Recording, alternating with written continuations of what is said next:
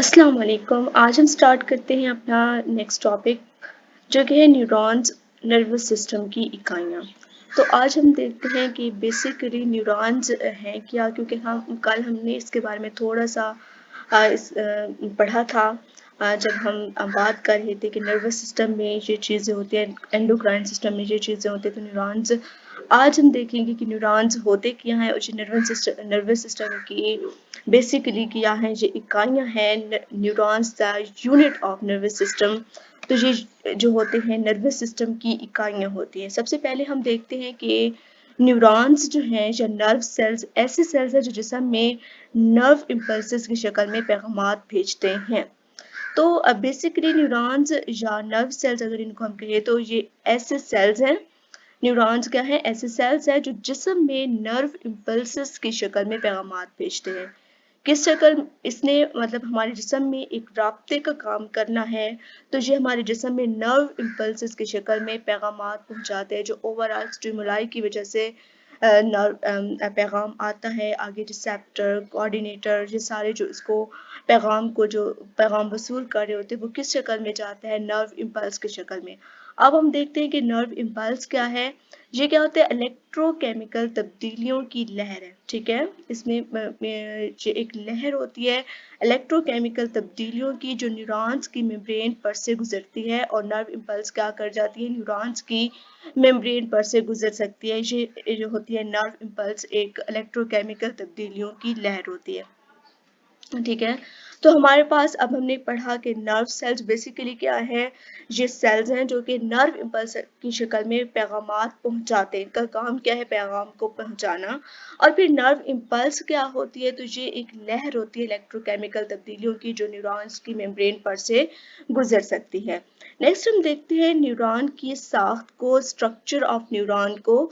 तो न्यूरॉन की जो स्ट्रक्चर है उसमें तीन चीज़ें आती हैं। इसको पहले हम रीड कर लेते हैं और फिर हम इसकी डायग्राम को देख के इसको हम समझ लेंगे। ठीक है, तो सबसे पहले हमारे पास जो न्यूरॉन की साख्त है, उसके एक न्यूरॉन के तीन बड़े हिस्से हैं। मतलब एक जो न्यूरॉन होते हैं उसके तीन हिस्से होते हैं। एक होता है सेल बॉडी, दूसरा होता है डेंड्राइट्स और तीसरा होता है एक्सॉन। ठीक है, इसके तीन बड़े हिस्से होते हैं। न्यूरॉन की सेल बॉडी में इसका न्यूक्लियस। ठीक है, अब इसकी सबसे पहले हम देख रहे हैं कि सेल बॉडी में क्या क्या चीजें आती है। तो उसमें क्या होता है? न्यूक्लियस होता है, दूसरे ऑर्गेनेलिस होते हैं और ज्यादातर साइटोप्लाज्म होता है। सेल बॉडी से निकलने वाली छोटी छोटी शाखें डेंड्राइट्स कहलाती हैं। जो सेल बॉडी से निकलती हैं शाखें, उनको क्या कहते हैं? डेंड्राइट्स। और डेंड्राइट्स का काम है, डेंड्राइट्स नर्व इम्पल्स को सेल बॉडी की तरफ मुंतकिल करते हैं। जो नर्व इम्पल्स होगी उसको सेल बॉडी की तरफ कौन मुंतकिल करेंगे? डेंड्राइट्स।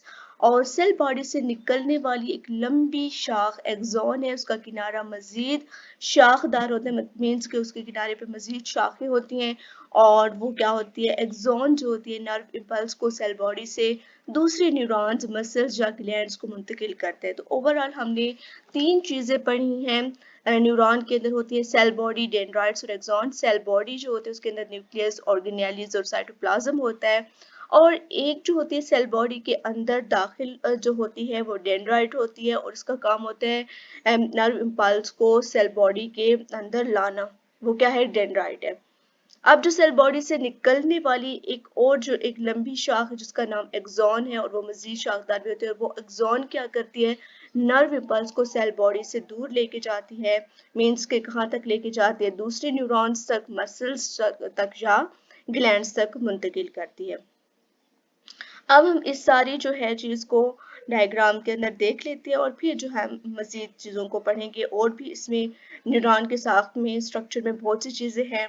थोड़ा सा पहले हम इस चीज़ को देख लेते हैं कि ये क्या होती है। जो हमने तीन चीज़ें पढ़ी उनको सबसे पहले हम देख लेते हैं। तो ये हमारे पास ये जो जगह हमें नज़र आ रही है, ये वाली, ये हमारे पास क्या होती है? सेल बॉडी होती है, और इसके अंदर एक न्यूक्लियस होता है, कुछ ऑर्गेनेलिस भी होते हैं, क्योंकि हर सेल जो होता है उसमें ऑर्गेनेलिस होती हैं।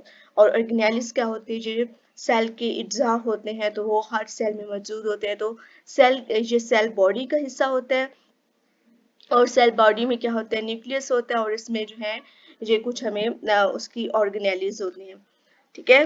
तो अब जो ये सेल बॉडी से जो निकल रही हैं शाखें, जो मीन्स के नर्व इम्पल्स को सेल बॉडी के अंदर लेके आती है, तो इनका क्या नाम है, डेंड्राइट्स है। और दूसरी एक सेल बॉडी से निकलने वाली जो शाख है, एक लंबी शाख जो है, इसका नाम क्या है, एक्सॉन है। सारी इसका क्या नाम है, एक्सॉन। ये मजीद शाखदार भी होते हैं। तो ये तीन चीजें हम लोगों ने पढ़ी है। ये सेल बॉडी हो गई, ये हमारे पास डेंड्राइट्स हो गया, और ये हमारे पास जो होते हैं एक्सॉन होता है। ठीक है। अब हमने तीन चीजें ये पढ़ी हैं, इनके काम पढ़े हैं। अब नेक्स्ट जो चीजें हम आती हैं उनको पहले हम पढ़ लेते हैं, और फिर जो जो हम इस डायग्राम में चीजें हैं उनको फिर हम देख लेंगे। ठीक हो गया। अब खास सेल्स न्यूरोग्लिया न्यूरॉन्स को सहारा देते हैं। अब इसके अंदर न्यूरॉन्स को सहारा देने वाले कुछ सेल्स हैं, उनका नाम क्या है, न्यूरोग्लिया।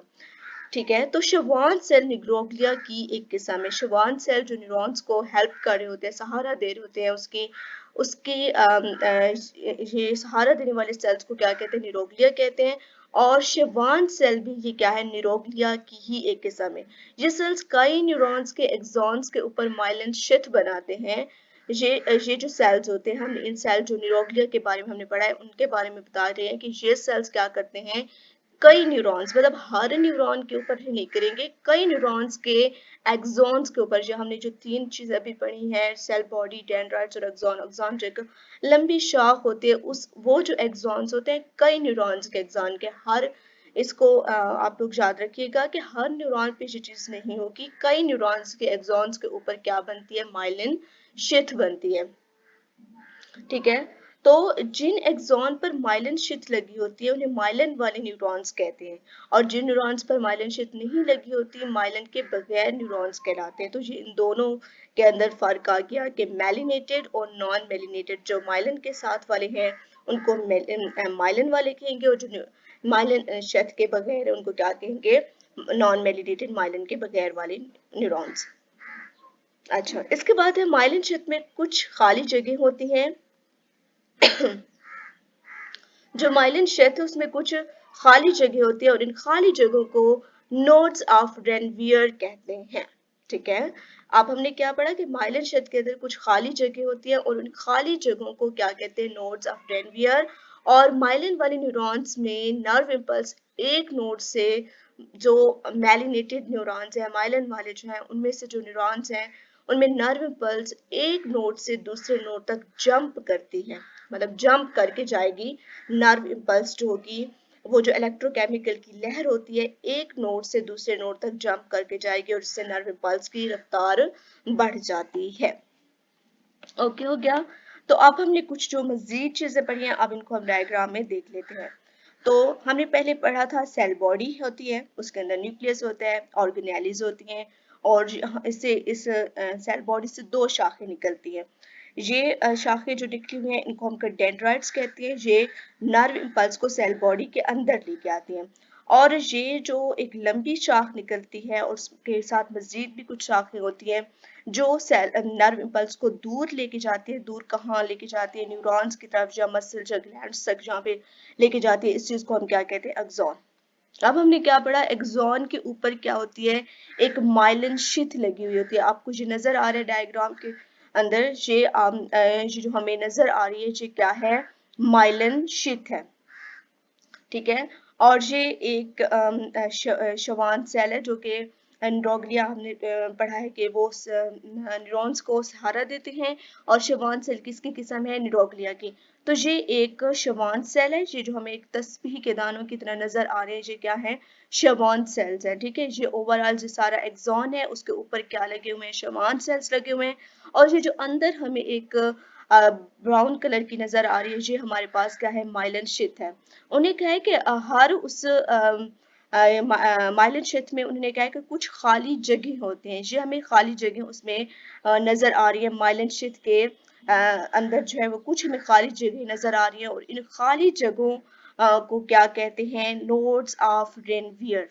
ये जो खाली जगह हमें वो नजर आ रही है, ये क्या है, नोड्स ऑफ रेनवियर हैं। तो ये ओवरऑल जो है वो नर्व इम्पल्स की जो है वो ऐसे मतलब सिमत है इस यहाँ से जहाँ तक, जैसे जो हमें एरो नजर आ रहा है, तो जहाँ से जो शुरू हो रहा है जहाँ पे जो है वो एंड हो रहा है, तो ये हमें नजर आ रही है।